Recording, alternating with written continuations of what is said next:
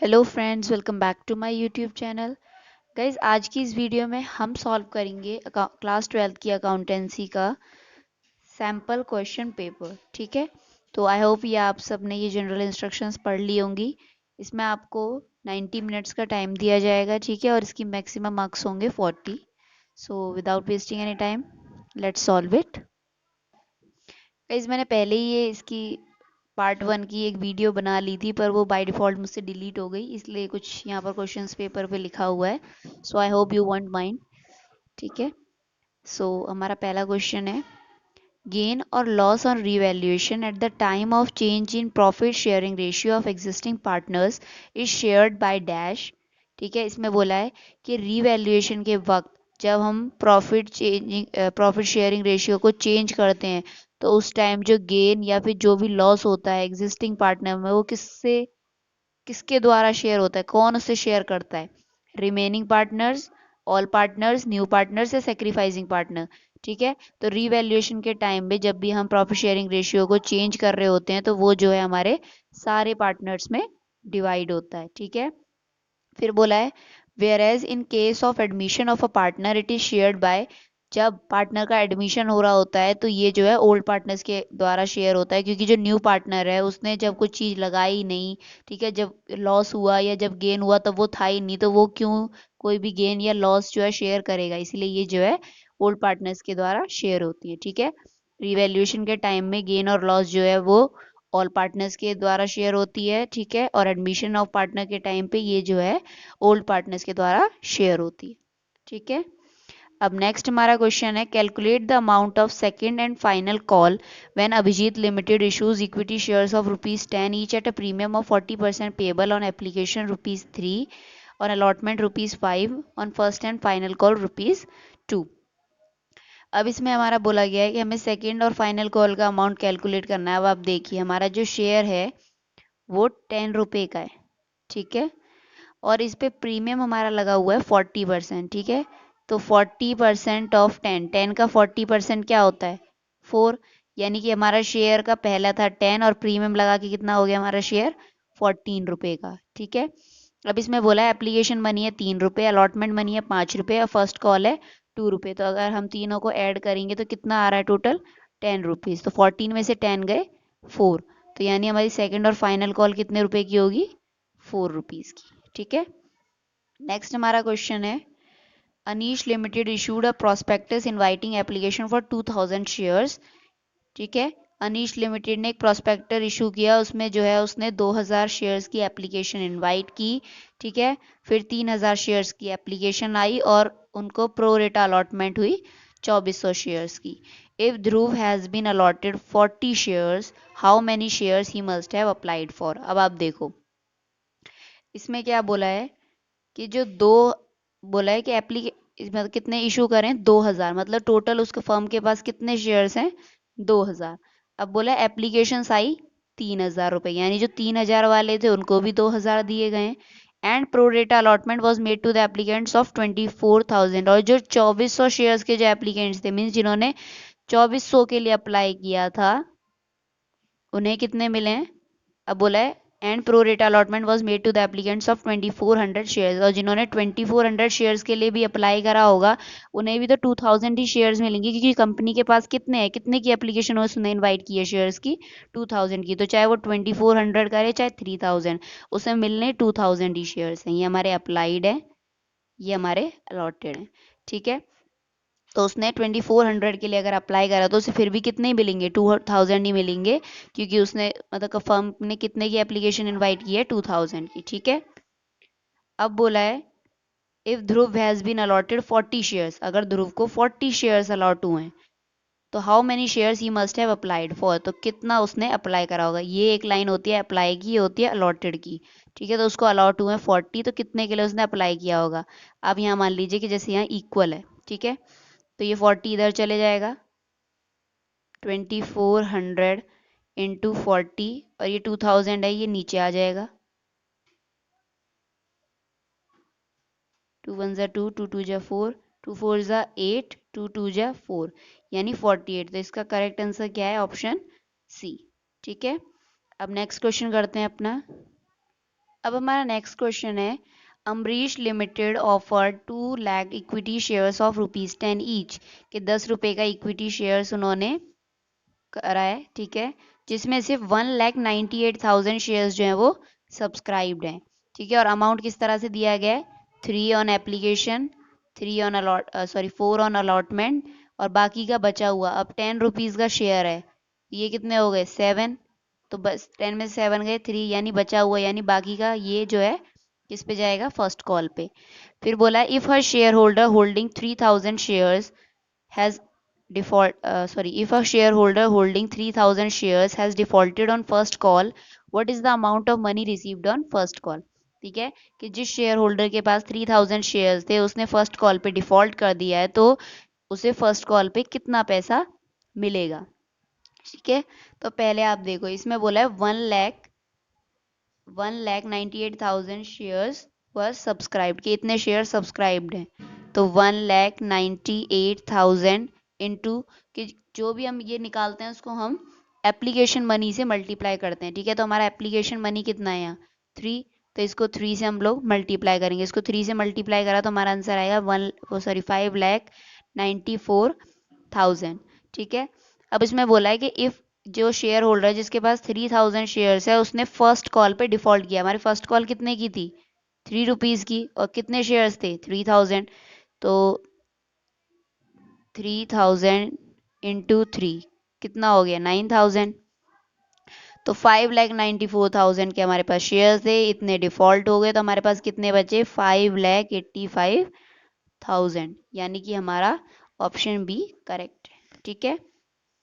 अब नेक्स्ट हमारा क्वेश्चन है कि क्या करेक्ट सीक्वेंस है इवेंट्स का। अब तो आपको पता है पहले जो है कॉल्स डिफॉल्ट होती हैं, ठीक है, कॉल्स पे डिफॉल्ट आता है, उसके बाद जो है फोर फीचर किया जाता है, फोर फीचर करने के बाद हम इस शेयर्स को री इशू करते हैं, और री इशू करने के बाद जो भी हमें डिस्काउंट मिलता है या जो भी हमें गेन होता है वो हमारा किस में जाता है फिर कैपिटल रिजर्व में, ठीक है। तो सेकेंड, वन, थर्ड, फोर्थ, ये इसका करेक्ट ऑप्शन है, ठीक है।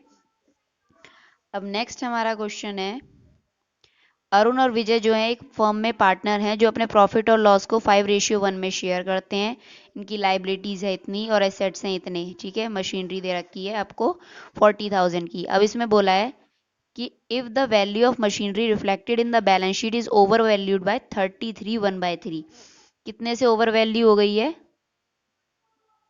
33 1/3% से हमारी जो मशीनरी है वो ओवर वैल्यू हो गई है। तो अब इसमें बोला है कि आपको वो वैल्यू फाइंड आउट करनी है मशीनरी की जो हमें न्यू बैलेंस शीट में दिखानी है। अब देखो, अगर अब के में ओवर वैल्यू हो गई, यानी कि जो उसकी एग्जैक्ट वैल्यू है उसमें कुछ 33 1/3% ऐड कर दिया, तब जाके ये वैल्यू दिखाई जा रही है हमें, है ना। तो हमें न्यू बैलेंस शीट में कैसे दिखाना है, इसको करेक्ट दिखाना, तो यानी कि हमें ये जो ओवर वैल्यू आएगी हमारी उसको हमें माइनस करके दिखाना है, ठीक है। तो कैसे आएगा, अब आपको मैंने बताया एक्चुअल वैल्यू जो है हमारी मशीनरी की एक्चुअल वैल्यू जो है उसमें हमने ये ओवर वैल्यू हमने ऐड कर दी है, ठीक है, तब जाके हमारे कितने आए हैं 40,000, मशीनरी की वैल्यू कितनी आई है 40,000। तो एक्चुअल वैल्यू हमें पता नहीं है, ओवर वैल्यू, पहले हम ओवर वैल्यू निकालते हैं यहाँ पर, ठीक है। ओवर वैल्यू कितने से हमारा जो एसेट्स है वो सॉरी जो हमारी मशीनरी है वो ओवर वैल्यू है। तो जैसे आप करते थे मैनेजर्स कमीशन में कि जो भी टोटल आपका कितना है 40,000, ठीक है, इनटू में कितने रेट्स है, कितने रेट्स है 33 1/3 से, है ना। 33 1/3 को अगर आप करोगे तो ये आपका 100/3 आ जाएगा, यानी कि 33.33 यही आ जाएगा, तो यहाँ लिख देंगे 33.33, ठीक है।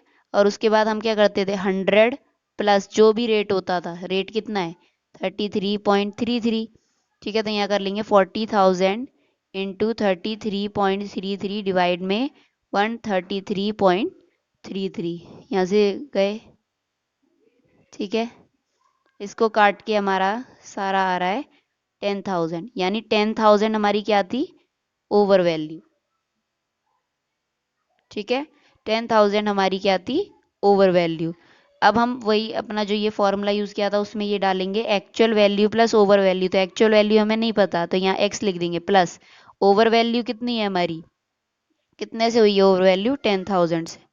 तो 10,000 इक्वल्स टू फिर जाके क्या था? 40,000। तो x इक्वल्स टू 40,000 माइनस 10,000 कितना आ जाएगा? 30,000। यानी कि हमारी मशीन की एक्चुअल वैल्यू क्या है जो हम नई बैलेंस शीट में दिखाएंगे? 30,000। ठीक है, अब हम अपना नेक्स्ट क्वेश्चन देखते हैं। इसमें बोला गया है कि कौन सी जो स्टेटमेंट है वो ट्रू है regarding salary to a partner when the firm maintains fluctuating capital account. जब एक फर्म जो है फ्लक्चुएटिंग कैपिटल अकाउंट मेंटेन कर रहा है तो कौन सी जो एंट्री है वो सही होगी। अब आप देखो फ्लक्चुएटिंग है तो हम कौन सा अकाउंट बनेगा? Capital account. ठीक है, पार्टनर को सैलरी दे रहे हैं, सैलरी टू अ पार्टनर किस में आता है? P and L appropriation account में। ठीक है, किसमें आता है? P and L appropriation account में। ठीक है, इतनी बात हमें क्लियर होगी। सैलरी टू अ पार्टनर है तो P and L appropriation account में आएगा। फ्लक्चुएटिंग अकाउंट कैपिटल अकाउंट बोला तो यानी कि कैपिटल अकाउंट ही बनेगा। ठीक है, आपको पता है ना, फ्लक्चुएटिंग होता है तो कैपिटल बनता है, और फिक्स्ड अगर यहाँ फ्लक्चुएटिंग की जगह फिक्स्ड लिखा होता तो आप करंट लिखते हैं यहाँ पर। ठीक है, ये सब है हमारी एंट्री। अब मैंने आपको कहा था कि सैलरी है तो P and L appropriation account होगा, तो पहले आप देखो P and L appropriation account कहाँ है? इन दोनों में है। ठीक है, फिर मैंने कहा था फ्लक्चुएटिंग है तो कौन सा अकाउंट बनेगा? करंट या कैपिटल? कैपिटल। तो P and L appropriation account भी है और पार्टनर्स कैपिटल अकाउंट भी है, तो ऑप्शन डी इज करेक्ट। ठीक है, नेक्स्ट है eight the time of reconstitution of partnership firm. जब आप पार्टनरशिप फर्म को दोबारा से बनाते हो तो किसी भी अनरिकॉर्डेड लाइबिलिटी को रिकॉर्ड करने से क्या होता है? अब जैसे आप मान लीजिए आप हो, आपको ये लग रहा है भाई मेरे मेरे पास किसी की उधारी नहीं है, मेरे को किसी और को पैसे नहीं देने, तो आपको क्या लगेगा? मैं एकदम फ्री हूँ, मेरे पास कोई भी लाइबिलिटी नहीं है। ठीक है, बाद में आपको 1 महीने बाद पता चलता है कि भाई मेरी तो एक लाइबिलिटी रह गई थी जो मैंने अपनी जिस नोटबुक में भी आप अपना हिसाब वगैरह लिखते हो कि इसमें लिखना मैं भूल गया। ठीक है, तो वो उस टाइम पे आपको क्या करेगी? गेन करेगी, लॉस करेगी? ना ही गेन करेगी ना ही लॉस करेगी, या फिर कुछ भी नहीं, तो लॉस करेगी। ठीक है, अब नेक्स्ट हमारा क्वेश्चन है E, F and G are partners sharing profits in the ratio of 3:3:2. According to the partnership agreement, G is to get a minimum amount of rupees 80,000 as his share of profit every year, and any deficiency on this account is to be personally borne by E. ठीक है, इसमें बोला है E F और जी जो है partners हैं जो प्रॉफिट्स को शेयर कर रहे हैं 3:3:2 में। पार्टनरशिप एग्रीमेंट के अकॉर्डिंग जी को जो है वो 80,000 रुपये मिलने ही मिलने हैं। जब भी उसका और जब भी उसको प्रॉफिट देना होगा तो उसको 80,000 रुपये मिलने ही मिलने हैं। ठीक है, ज़्यादा हो सकते हैं पर कम नहीं होने चाहिए। 80,000 मिलने ही मिलने हैं, और कोई भी उसके अगर अकाउंट में कोई भी कमी आएगी वो जो है ई भरेगा। ठीक है, अब बोला नेट प्रॉफिट जो है वो 3,12,000 का है, तो आपको डेफिशिएंसी बतानी कि ई को कितनी डेफिशिएंसी भुगतनी पड़ेगी। अब आप यहाँ देखो ई एफ और जी तीनों पार्टनर्स हैं, 3:3:2 में कवर कर रहे हैं। ठीक है, अब बोला है जी, यानी इसको जो है वो कितने रुपए मिलने चाहिए? 80,000। ठीक है, और कोई भी डेफिशिएंसी होगी वो कौन भरेगा? ई। कोई भी इसको मान लीजिए इसको अगर 72,000 मिल रहे हैं तो 80,000 में 72,000 गए, 8,000 की कमी कौन भरेगा? ई। इस तरह से। ठीक है, तो 3:3:2 में अपना रेशियो शेयर कर रहे हैं। ठीक है, अब बोला है इनका जो नेट प्रॉफिट आया वो कितना आया है? इनका जो नेट प्रॉफिट आया वो आया है 3,12,000 का। ठीक है, अब देखो 3, 3, 6, 7, 8, तो 3/8 ऑफ 3,12,000।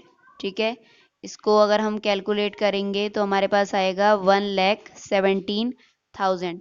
ई को भी मिल गया 1,17,000, इसको भी मिल गया 1,17,000 क्योंकि दोनों की सेम रेशियो है।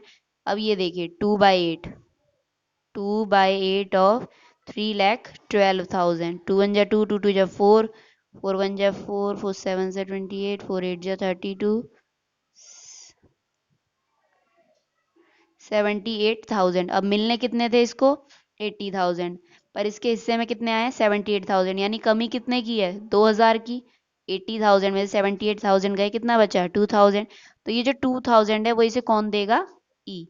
तो अब इसमें यही बोला है calculate the amount of deficiency to be borne by E के ई को कितनी डेफिशिएंसी पूरी करनी पड़ेगी, तो कितनी करनी पड़ेगी 2000, तो ऑप्शन डी इज करेक्ट। ठीक है, अब नेक्स्ट क्वेश्चन अपना देखते हैं। बोला है पार्टनर के एडमिशन के वक्त पे, ठीक है, क्या इफेक्ट पड़ेगा। अब जैसे कि इसमें बोला है बैलेंस इन वर्कमैन कंपनसेशन रिजर्व 40,000, ठीक है, कि वर्कमैन कंपनसेशन रिजर्व में कितना है 40,000। क्लेम कितने का आ गया, इसमें बोला क्लेम फॉर वर्कमैन कंपनसेशन का क्लेम कितना आ गया 45,000। ठीक है, आपके पास हैं पैसे 40,000, क्लेम दूसरे ने कर दिया 45,000 का, यानी 5,000 आपको लेने पड़ेंगे। कोई भी कमी होती है ना, तो वो पूरी किससे होती है, किससे आप लेते हो, रीवैल्यूएशन अकाउंट से। ठीक है, कोई भी अगर आप किसी से ले रहे हो, अपनी कमी को पूरा कर रहे हो, तो वो कहाँ जाएगा, रीवैल्यूएशन अकाउंट में। अब आप सोचो, अगर आप रीवैल्यूएशन अकाउंट से पैसे लोगे तो रीवैल्यूएशन अकाउंट के पास पैसे क्या होंगे, बढ़ेंगे कि कम होंगे, कम होंगे। ठीक है, तो यानी इसका अकाउंट क्या होगा, डेबिट। अब आप देखिए यहाँ पर entry 45,000 debited to partners capital account. देखो पार्टनर्स कैपिटल अकाउंट तो कुछ होगा ही नहीं, रिवैल्यूएशन अकाउंट में होगा, तो तीनों रिवैल्यूएशन अकाउंट के देखो कितने की कमी है 5,000 की, क्या होंगे, डेबिट होगा कि क्रेडिट होगा, डेबिट, क्योंकि रिवैल्यूएशन अकाउंट से हम ले रहे हैं तो रिवैल्यूएशन अकाउंट कम हो जाएगा, तो इसलिए debit. I hope it is clear now. अब बढ़ते हैं हम अपने नेक्स्ट क्वेश्चन पे। अब हमारा नेक्स्ट क्वेश्चन कहता है कि अगर पार्टनरशिप डीड नहीं होगी तो जो कोई भी पार्टनर है, अगर वो एडिशनल कैपिटल लगा रहा है तो उसको कितना इंटरेस्ट दिया जाएगा, 6% per annum, 10% per annum, 12% per annum, या फिर कुछ भी नहीं। तो कुछ भी नहीं दिया जाएगा, क्योंकि अगर पार्टनरशिप डीड जब नहीं होती तो हम सिर्फ इंटरेस्ट ऑन लोन देते हैं, इंटरेस्ट और कैपिटल नहीं देते, और इंटरेस्ट ऑन लोन भी हम कितना देते हैं, 6%। ठीक है, अब नेक्स्ट हमारा क्वेश्चन है revaluation of assets eight the time of reconstitution, के रिकॉन्स्टिट्यूशन के वक्त। ठीक है, रीवैल्यूएशन ऑफ एसेट्स जरूरी क्यों होता है, क्यों होता है, क्योंकि उसकी जो प्रेजेंट वैल्यू है वो किससे अलग हो सकती है, किससे डिफरेंट हो सकती है, मार्केट वैल्यू से। हो सकता है कि जब तक आप एसेट्स को दोबारा उनकी वैल्यू लगा रहे हो सकता है कि उनकी जो वैल्यू है वो मार्केट में जो चल रही वैल्यू से डिफरेंट हो, तभी तो हो सकता है, इसीलिए मार्केट वैल्यू। अब नेक्स्ट हमारा क्वेश्चन है if average capital employed in a firm is 8 lakh, average of actual profit is 1,80,000 and normal rate of return is 10%, then value of goodwill as per capitalization of profit is। ठीक है, अब आपको इसमें क्या निकालनी है, goodwill की value. अब आपको पता है कैपिटलाइजेशन के मेथड से गुडविल का फॉर्मूला क्या होता है, goodwill equals to capitalised value of firm minus average capital employed. ठीक है, यही वैल्यू होती है गुडविल की। क्या वैल्यू होती है कि फर्म की क्या कैपिटलाइज्ड वैल्यू है, उसमें से हम जो एवरेज कैपिटल एम्प्लॉय है उसको माइनस कर देते हैं। ठीक है, अब कैपिटलाइज्ड वैल्यू हम निकालते कहते हैं कैसे हैं, कैपिटलाइज्ड वैल्यू का फॉर्मूला होता है एवरेज प्रॉफिट। ठीक है, average profit into 100 divided by normal rate of return, के नॉर्मल रेट ऑफ रिटर्न का क्या फॉर्मूला है वो। ठीक है, तो नॉर्मल रेट ऑफ रिटर्न का क्या फॉर्मूला है 10%, तो यानी कि 10। एवरेज प्रॉफिट हमारा कितना दे रखा है 1,80,000, तो यहाँ हम लिखेंगे 1,80,000 इंटू 100/10 कर देंगे, इसे कितना आ जाएगा ये 18 लाख, इतना ही हो जाएगा। ये हमारा कितना आ गया 18 लाख, तो यहाँ हम लिख देंगे हम अपनी कैपिटलाइज वैल्यू कितनी है 18 लाख। ठीक है, माइनस कर देंगे एवरेज कैपिटल एम्प्लॉय के, हमने कितने कैपिटल एम्प्लॉय करे हैं, तो if average capital employed in a firm is 8 lakh, कितनी दी 8 लाख, तो इसमें से अगर हम इसे माइनस कर देंगे तो कितना आएगा 10 लाख।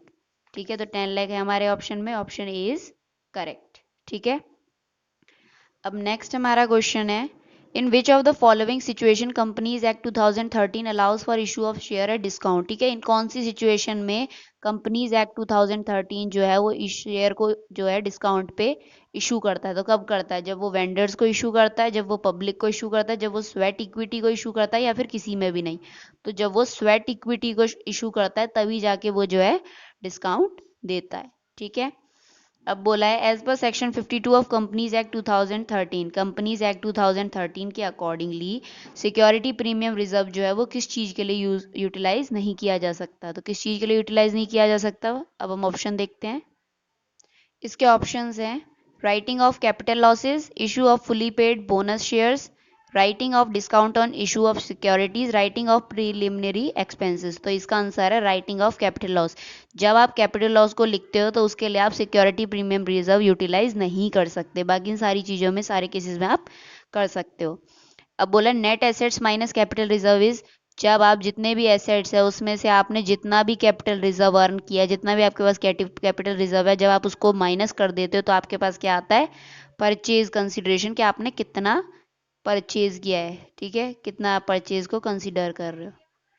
ठीक है, अब नेक्स्ट हमारा क्वेश्चन है काल्की and Kumud were partner sharing profits and losses. ठीक है, काल्की और कुमुद जो हैं वो पार्टनर हैं।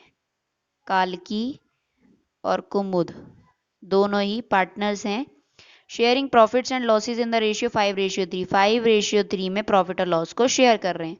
फिर बोल रहा है the admitted Kaustubh as a new partner, Kaustubh को उन्होंने as a new partner admit कर लिया और फिर डिसाइड किया कि जब न्यू पार्टनर एडमिट हो गया तो उसके बाद डिसाइड किया कि काल्की, कुमुद और कौस्तुभ इनका शेयर कितना होगा? 3:2:1, इसमें इनका शेयर बटेगा। अब बोला है goodwill of the firm was valued at 3,60,000। ठीक है, फर्म की गुडविल कितनी आई है? 3,60,000। ठीक है, Kaustubh could not bring any amount for goodwill, Kaustubh जो है वो गुडविल के लिए कोई भी अमाउंट नहीं ला पाया है। Amount of goodwill share to be credited to काल्की and Kumud account will be. अब आप देखो इसमें कौस्तुभ का शेयर कितना है? 1, 3, 4, 5, 6, तो 1/6 है इसका शेयर, है ना। गुडविल कितनी आई है? 3,60,000, तो 1/6 ऑफ 3,60,000 कितना होगा? क्योंकि जो भी नया पार्टनर गुडविल लेके आता है वो अपने में नहीं शेयर करता, जो एग्जिस्टिंग पार्टनर है उसमें शेयर करता है। तो यानी इसका शेयर कितना निकल गया? 60,000। अब ये जो शेयर है ना, ये इसका शेयर है गुडविल में से, तो ये गुडविल का शेयर जो है किसमें बटेगा? काल्की और कुमुद के सेक्रीफाइसिंग रेशियो में बटता है हमेशा। ठीक है, तो सेक्रीफाइसिंग रेशियो क्या होगा? पहले देखो काल्की और कुमुद। ठीक है, काल्की का क्या है रेशियो? 5/8। कुमुद का क्या था पहले? 3/8। न्यू रेशियो क्या बना उनका? 3/6 और 2/6। ठीक है, तो जब हमने इसको करा तो कितना आ जाएगा हमारे पास? 3/24, 1/24, यानी कि रेशियो क्या बन गया? 3:1, यानी 3/4 ऑफ 60,000 और 1/4 ऑफ 60,000 इसी तरह से बटेगा। इसको अगर हम सॉल्व करेंगे तो कितना आएगा? ये आ जाएगा 15,000, मल्टीप्लाई करेंगे तो आ जाएगा 45,000, ये आ जाएगा 15,000। ठीक है, तो किस तरह से बटेगा? काल्की को मिलेगा 45,000 और कुमुद को मिला है 15,000, तो ये हमारे ऑप्शन में है, ऑप्शन डी इज करेक्ट। ठीक है, अब देखो नेक्स्ट क्वेश्चन। इसमें बोला है Sarvesh, Sriniketan and Srinivas are partners in the ratio of 5:3:2 if Sriniketan share of profit at the end of year amounted to rupees 1,50,000 what will be Sarvesh share of profit. इसमें बोला है कि तीन पार्टनर है, सर्वेश, श्रीनिकेतन और श्रीनिवास, जो अपने प्रॉफिट को 5:3:2 में शेयर कर रहे हैं। अब बोला है श्रीनिकेतन का शेयर ऑफ प्रॉफिट कितना आया है? 1,50,000। तो सर्वेश का कितना होगा? तो सर्वेश का निकालने के लिए हमें क्या करना पड़ेगा? पहले हमें टोटल वैल्यू पता होगी तब जाके हम उसका शेयर निकाल पाएंगे। अब आपको पता है जैसे कि लेट द टोटल वैल्यू, आप टोटल वैल्यू को जो है x मान लो। ठीक है, तो x का यानी टोटल वैल्यू का, श्रीनिकेतन का शेयर कितना था? 3/10, 5, 6, 7, 8, 9, 10, तो 10 और 3/10। ठीक है, तो श्रीनिकेतन का शेयर कितना था 3/10, तो 3/10 ऑफ एक्स, एक्स मीन्स जितना भी टोटल प्रॉफिट था, टोटल प्रॉफिट का 3/x कितना आया उसका 1,50,000। ठीक है, तो यहाँ से x निकल जाएगा हमारा 1,50,000 इंटू 10/3, यहाँ से निकल गया 5 लाख। ठीक है, 5 लाख हमारा यहाँ से आ गया।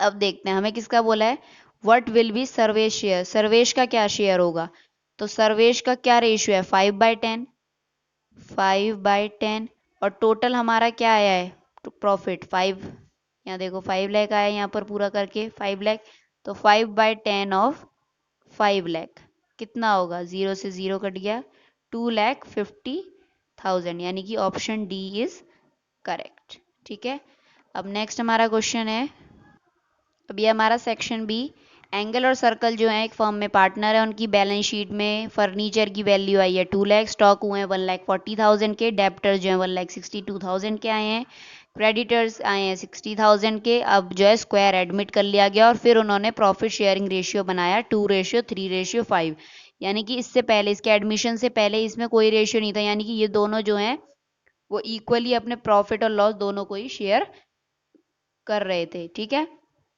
अब बोला स्टॉक की रीवैल्यू करा गया, स्टॉक को दोबारा से उसकी वैल्यू लगाई गई, तो स्टॉक जो है 1 लाख के हो गए, पहले कितने के थे 1,40,000 के, अब कितने हो गए 1 लाख, यानी 40,000 का लॉस हो गया हमें, तो यहाँ स्टॉक लिख देंगे हम 40,000। ठीक है, उसके बाद क्या बोल रहे हैं हमें, क्रेडिटर्स जो है वो 50,000 के हमें क्लेम नहीं करने। ठीक है, क्रेडिटर्स जो है 15,000 की वो क्लेम नहीं कर रहे, यानी 15,000 का हमें फायदा हो गया, तो यहाँ क्रेडिट साइड पे हमने लिख दिया क्रेडिटर्स 15,000।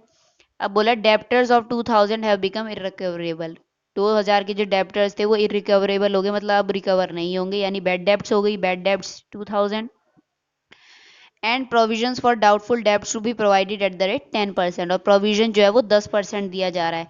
अब आप लोग सोचोगे, अब आप लोग क्या करोगे, 10% ऑफ 1,62,000 कर देंगे कुछ बच्चे, लेकिन उन्हें पता होना चाहिए कि 2,000 जो है बैड डेब्ट्स बन गए हैं और रिकवर नहीं हो सकते, तो उनको निकाल दो, यानी 60,000 को ही करो सिर्फ, तो 1,62,000 का अगर आप 10% करोगे तो कितना आएगा आपके पास 16,000, यानी 60,000 का हमें प्रोविजन दे रखा है।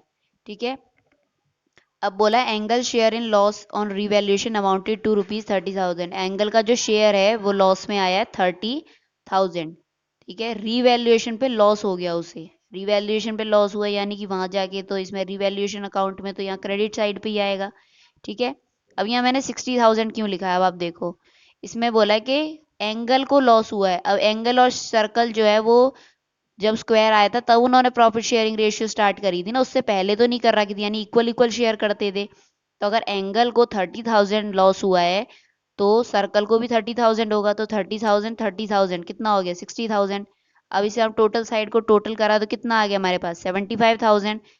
ठीक है, और इसको टोटल किया तो हमारे पास आएगा 58,000, 75,000 में से अगर आप 58,000 को माइनस कर देंगे तो हमारा क्या आ जाएगा 17,000, ये 17,000 जो है वो हमें ऐड करना है, और ये 17,000 क्या है, revalued value of furniture will be, कि फर्नीचर की वैल्यू क्या होगी। अब आप सोचोगे कि फर्नीचर की वैल्यू क्यों नहीं लगाई, क्योंकि फर्नीचर से ही रिलेटेड क्वेश्चन पूछा गया, इसलिए हमें फर्नीचर को छेड़ना नहीं है, बाकी जितना भी है उससे हम डिस्कस करेंगे। ठीक है, तो फर्नीचर की वैल्यू जो है वो 17,000 रुपये कम हो गई है, अगर मान लीजिए यहाँ पर 75,000 होता और यहाँ 58,000 होता ना, तो अगर फर्नीचर की 17,000 वैल्यू हमें यहाँ लिखनी पड़ती तो फर्नीचर की वैल्यू बढ़ गई है, लेकिन अब यहाँ लिखनी पड़ी है हमें, यहाँ पर अमाउंट ज़्यादा था और यहाँ कम था, यहाँ लिखनी पड़ी, इसका मतलब फर्नीचर जो है वो कितने से कम हो गया 17,000 रुपये से कम हो गया। ठीक है,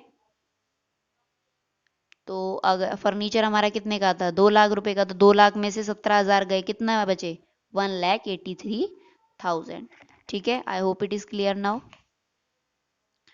अब नेक्स्ट हमारा क्वेश्चन है, Asha and Nisha are partner sharing profits in the ratio 2:1। Asha Asha और निशा दोनों ही अपने प्रॉफिट को किस में शेयर कर रही हैं 2:1 में, आशा और निशा दोनों ही किस में कर रही हैं 2:1 में।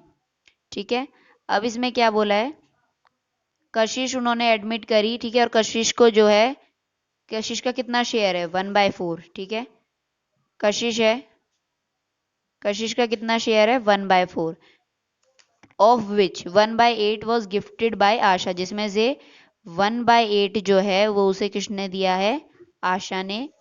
फिर बोला है the remaining was contributed by Nisha, और बाकी का बचा हुआ 1/4 में से 1/8 गए तो कितना बचा? 1/8 ही बचा। बाकी का 1/8 जो है वो किसने दिया है? निशा ने। अब बोला है गुडविल आई है 40,000 की, तो कितना अमाउंट जो है वो निशा की कैपिटल अकाउंट में क्रेडिट होगा? अब आप देखो, गुडविल आई है कितने की? 40,000 की। तो कशिश का शेयर है, जो भी नया पार्टनर होता है जो गुडविल लाता है वो अपनी गुडविल का फायदा नहीं उठाता, वो अपनी गुडविल को यूज नहीं करता, वो जो एग्जिस्टिंग पार्टनर्स होते हैं उनमें बांट देता है। तो 1/4 ऑफ गुडविल कितने की थी? 40,000 की। तो यानी करा तो कितना आ गया? 10,000। अब ये 1/8 इसने दे दिया, 1/8 इसने दे दिया, यानी कि इनका रेशियो कितना हो गया? 1:1। ठीक है। लेकिन इसमें बोला है हमें कि कितना अमाउंट जो है वो निशा की कैपिटल अकाउंट में क्रेडिट होगा, कितना निशा की कैपिटल अकाउंट में जाएगा। तो कितना जाएगा? निशा का कितना है? 1। तो 1/2 ऑफ 10,000, यानी कि ये से कट किया तो कितना है? 5,000, यानी 5,000 अमाउंट जो है वो निशा की कैपिटल अकाउंट में जाएगा। तो ऑप्शन बी इज करेक्ट। ठीक है। सो गाइज आज की वीडियो में बस इतना ही। बाकी के नेक्स्ट जो हम बचे हुए क्वेश्चन है वो पार्ट 2 में करेंगे। ठीक है। तो for part 2 stay tuned, and if you like this video please hit the like button, share it with your friends and do subscribe my channel. Thank you.